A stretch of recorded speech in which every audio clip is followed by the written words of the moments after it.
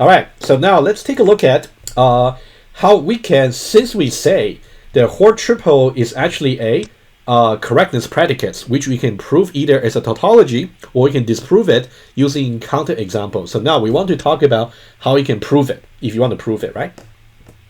This is so-called a proof obligation for a Hoare triple. And now we want to understand what this really means. Okay, so now this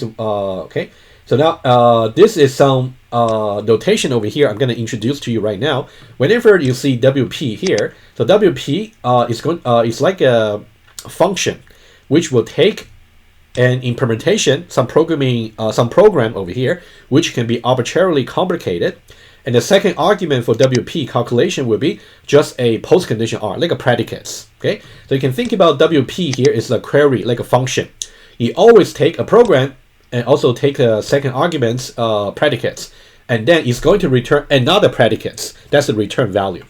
And the WP over here is going to return the weakest precondition for S to establish R. Okay, that's the formal definition. And here, notice what I mean by weakest, which means it should be the weakest one to for any predicates that's actually weaker than the weakest precondition. If you use it as a precondition, you're gonna get into trouble. Okay, I'm gonna illustrate that to you. All right. Let's now go back to this particular page. Previously, I simply asked you to temporarily ignore this part here and also this circle over here. Let's now put these two items back to the context. Okay. So this part here is so-called a proof obligation over here. So let me just use a different color here.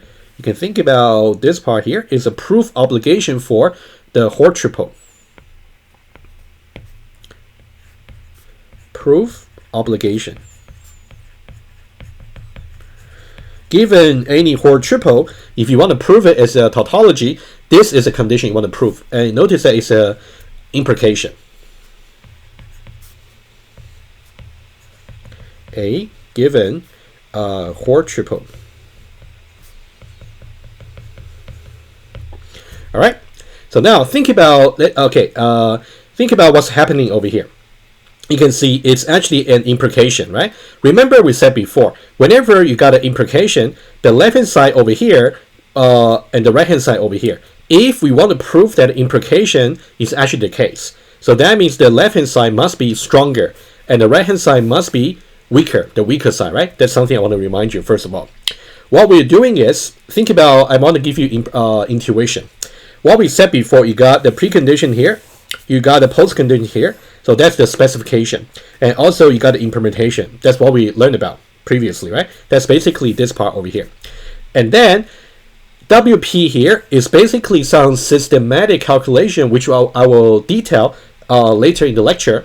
But basically, given the implementation S and given the postcondition R, can think about given this two part, given this part over here, and given this part over here, we can calculate backwards about a particular precondition called the weakest precondition, which would be this particular circle over here, this part. But because it's a predicate, so it's just another set of satisfying values.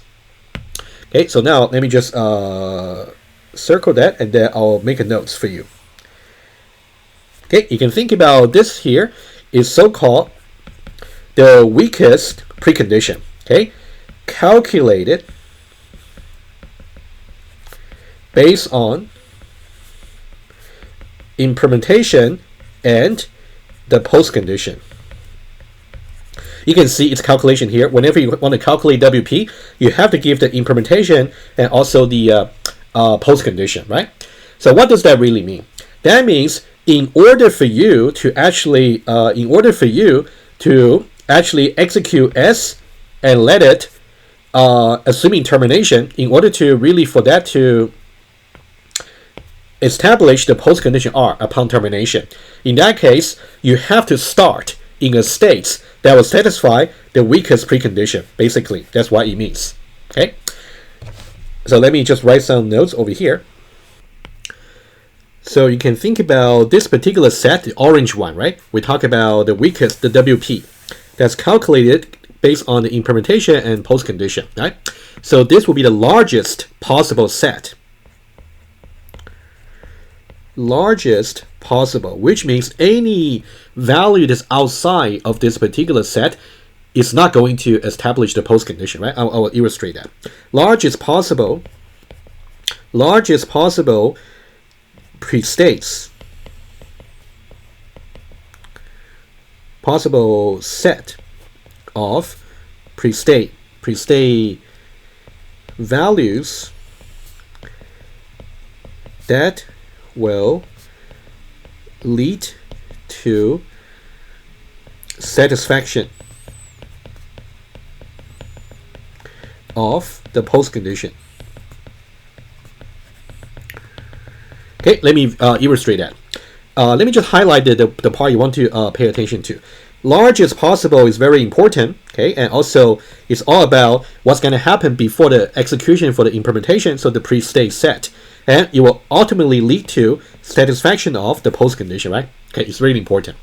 Okay, let's think about this. So that means this part over here is the WP that we calculate.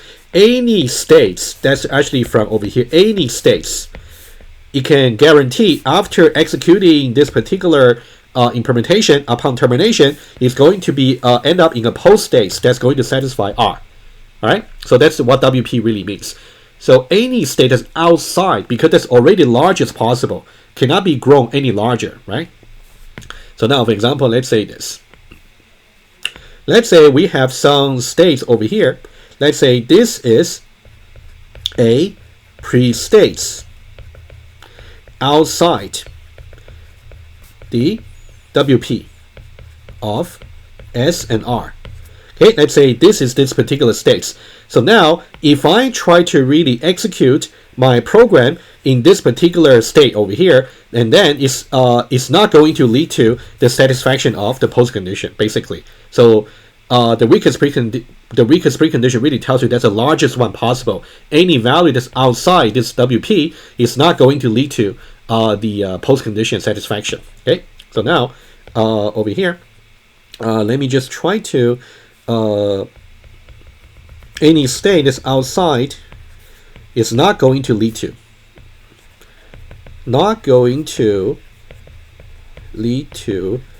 satisfaction of the postcondition R, right? It's really important. All right. Okay, so let's now make a little bit more concrete example to show you. All right. So now think about the two motivating example, right? Let me just talk about here. You can see over there we have the postcondition R, right? That's a postcondition R. Okay, and then let me just start with this particular order. That might be easier. Let's say we got precondition Q over here, and then also we got postcondition R over here, and also we got implementation S, right? That's the left hand side. So now when we actually calculate the WP, right, I'll show you exactly how to calculate WP systematically, but for now you can just take my words for granted. For this particular WP, which I'm going to highlight in orange over here, in this particular program, the WP happens to be a smaller set than the precondition. So now what does that mean? So now let's be very precise. For example, you can see there will be some value over here. This is a pre-state value that satisfy Q but violates WP, meaning that it will lead to postcondition violation. And this is exactly how we justify informally in the previous part of the lecture why this particular program is actually incorrect, right? That's how we justify it. But now I just want to show you from another angle. So let me recap for this particular example. Given some implementation S, given some postcondition R, we can calculate backwards what's the corresponding largest set of previous values from which you can guarantee the postcondition will be satisfied, right, by executing the implementation. But now, for our particular program, the precondition you design is actually a superset of the weakest precondition. It should not be the case. In order for your design of the precondition to be correct, it must be a subset of the WP. But now, since this is a superset of the WP, so that means there will be at least one value over here. And remember in our previous discussion, for example, this value here can just be when I is equal to 4, right? I is equal to 4 is going to satisfy this precondition over here, but after executing it, you're still going to fail the postcondition. You're going to fail the postcondition and get a violation. All right, so that's really something important for you to visualize, right? So I would say if it still doesn't make complete sense to you, I think it's still understandable. Maybe after I talk about the systematic calculation of WP, you can come back here to gain the intuition again, to strengthen it. Okay, let me talk about the second motivating example here. Okay, now again, so given this particular program design, we got precondition Q over here, and also we got our implementation S, okay, and also we got our postcondition R. So this is our program design, which we want to formulate using the Hoare triple, and now we want to prove whether or not it is actually going to be a tautology. And the way to do that is to make sure the precondition you have chosen is really a subset, which means it does not contain any, it does not allow any value that's outside the WP, basically, right? So that's why you see the implication over here. That's really important to notice, right? The reason that we want to have implication over here, the intention really is the implication over here, right? To make sure or allowed input value, meaning that it's going to satisfy Q, right?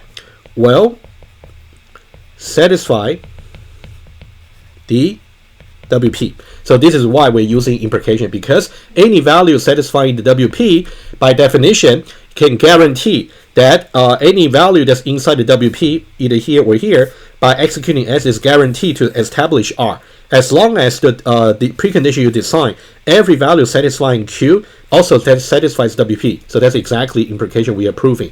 As long as you can prove it, so that means the original Hoare triple as a predicate will be a tautology, right? So that's kind of the conceptual idea. Let's talk about this particular example for motivating example number 2. We actually previously justified that it's actually correct, meaning that once you calculate given R and given S, once you calculate the WP, it's going to be a strict superset over here, right? Remember we argued before, this particular precondition might be stronger than necessary. For example, the value that we spoke about over here, for example, I'll put a value over here. For example, let's say if I, maybe when I is equal to 5, when I is equal to 5, is going to violate this particular precondition, meaning that 5 is not allowed by the current design for this particular precondition. However, if you simply think about 5, hypothetically, if 5 was allowed, adding 5 to the current value of I is actually going to give you 14, which is still going to satisfy the postcondition, right? We talked about this in the previous discussion. So this means your precondition over here, as long as it is actually a smaller set than the set of the weakest precondition, you will be okay, right? So now let's talk about this over here. Let's put it here. As long as the existing precondition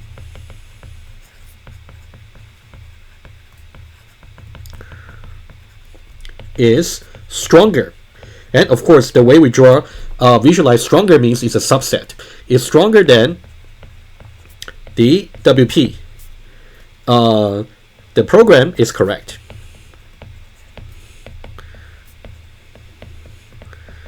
Okay, but as I said before, so since we haven't really talked about how exactly you will actually calculate WP, so you might still find this kind of discussion over here vague, but at least you want to get a top level idea before we dive into details for WP. Think about I is equal to 5, why is included in the WP? It's simply because executing in a state where I is equal to 5, by executing this implementation here, this postcondition can still be satisfied. That's why I should be included. So that's why it is the weakest, the largest preset that's possible.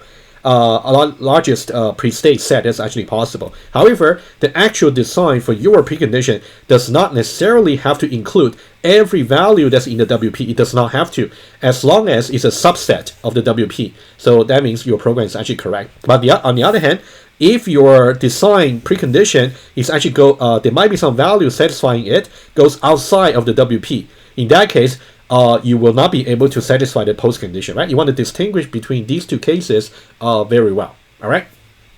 Let's go back to the slides.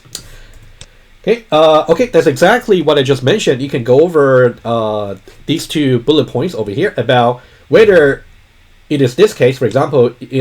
Think about this case over here when the design precondition is a subset of the WP. So this is exactly the second motivating example that we talk about. So this is the correct case. Okay, I just want to draw some connection for you. And then the second point over here about if your design precondition is not stronger than your WP. So that's exactly the first motivating example that we talk about. You can see the Q over here is not stronger than the WP, right? It's the opposite, right? All right, and now before we get into some detailed walkthrough about the WP rules of calculation, how complicated can the implementation here be? Okay, it can be in the simplest case just variable assignments. So that'll be something we'll talk about first, and then it can be alternations or conditionals, if then else. And also it can be sequential compositions given two programs that are arbitrarily complicated, right? It's a recursive definition, basically. We can execute S1, and then upon its termination, we're going to execute S2. And then we're also going to talk about how to calculate the WP for that. And then eventually we'll get to the most sophisticated program, which will contain loops over here. So here we simply talk about front until loop, because front until loop, depending on how you set up the exit condition and also how you set up the loop counter, for example, how you increment it, you may suffer from the non-terminating problem over here, right? Well, I'll speak a little bit more about it once we get there. Okay, so now we'll learn about how to calculate the WP. Okay, let me just recap. First of all, we want to formulate any given program into the Hoare triple containing the precondition, implementation, and postcondition. In order to prove that the Hoare triple we formulate is actually a tautology, we have to prove this particular implication, right? The visual meaning of this has been illustrated already. You can refer to it in the recording. And then in order to prove this, we have to know, given any arbitrary shape of the program, how can we calculate the WP? And the WP, the return value from the WP function, is just another predicate. So we want to know how to define this function over here. So we'll learn about how we can calculate the WP for the various constructs, which we mentioned over here. All right, so now you can stop the video and then maybe think about all the concepts we have spoken about so far before we get to the precise calculation for WP.